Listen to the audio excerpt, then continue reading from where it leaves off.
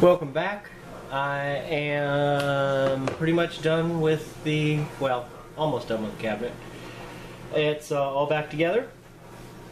Had a heck of a time with these columns. They were still, this one here was still warped. So that was a lot of fun. But I managed to get it down, and it's about as flat as it's ever going to be. This side was a little bit easier. What else? The bottom, when I put the bottom back together, the columns don't quite make it down to the bottom, but I don't know, how much space there was between them before. There was a lot when I got it because it was, this was coming off and it was all falling apart.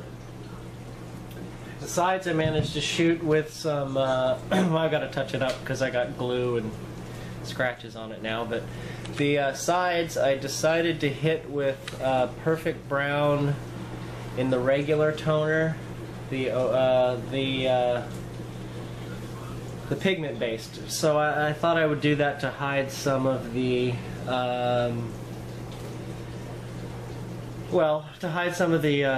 mold spots. It did a pretty good job. It's masked it enough that you can still see there's some grain in there, but you can't tell it was mold. Not really, because this is the side that had the little spider or lightning bolts of mold on it. Oh, I'm sorry. No, it was this side, and you can still see it. Not so much though, but anyhow. So what I'm going to do now, and as you can see now, the bottom is solid enough to hold the chassis in.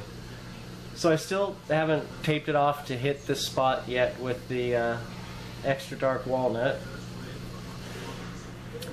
Managed to leave the label intact through all of that. On the bottom here,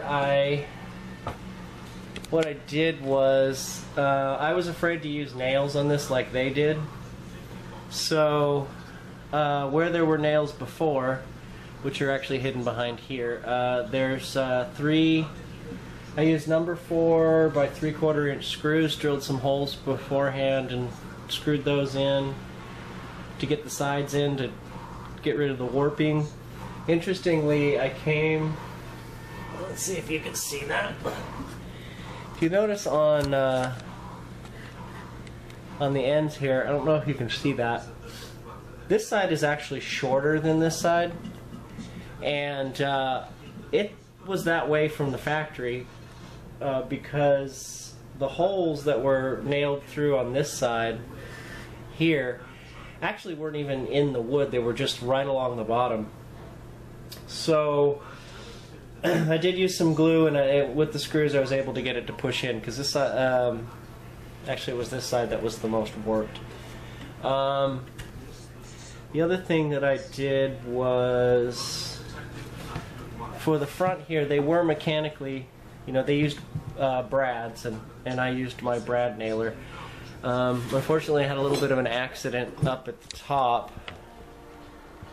here, if you can see it. Let's see if I can get that light off of there. Right in here, I was not far enough away from the side, and the brad came through. I ended up having to remove that one and move it over, and then glue the piece it chunked off on. So, what I'm going to do now, also, with these sharper angles here, I did purposely, since this is sort of a test for me, I did purposely use some steel wool to cause the natural wood color to come through. I was doing that as kind of a way of aging it. So I did it down here too. That way it looks like a radio of this age might, where it's been cleaned and rubbed and polished over the years, and some of the toned lacquer was coming off. I'm going to hit the whole thing again with Perfect Brown because I still have a few places I have to I got some glue on that I have to get the glue off. So I'm going to try to hit the whole thing with the toning lacquer, the Ultra Classic, the dyed lacquer, to pull all of this together and maybe warm this up a little bit. As I said, these kind of came out a little darker than I had anticipated. So that's pretty much the cabinet. Then I got to get back to the chassis. Now I don't know when I'm going to be able to spray this because the weather is not very cooperative. So anyhow, I've got a big mess to clean up. As you can see here, I've got clamps and things everywhere here. So yeah, I'm going to go ahead and clean this up and set this aside for a little bit. And I'm going to start on the 41 315 because, well, I've been itching to, and all the parts for it from radio days showed up. Well, not all of them, half of them showed up. I still have the buttons coming and a bunch of wire since, well, anyway, I'm going to show you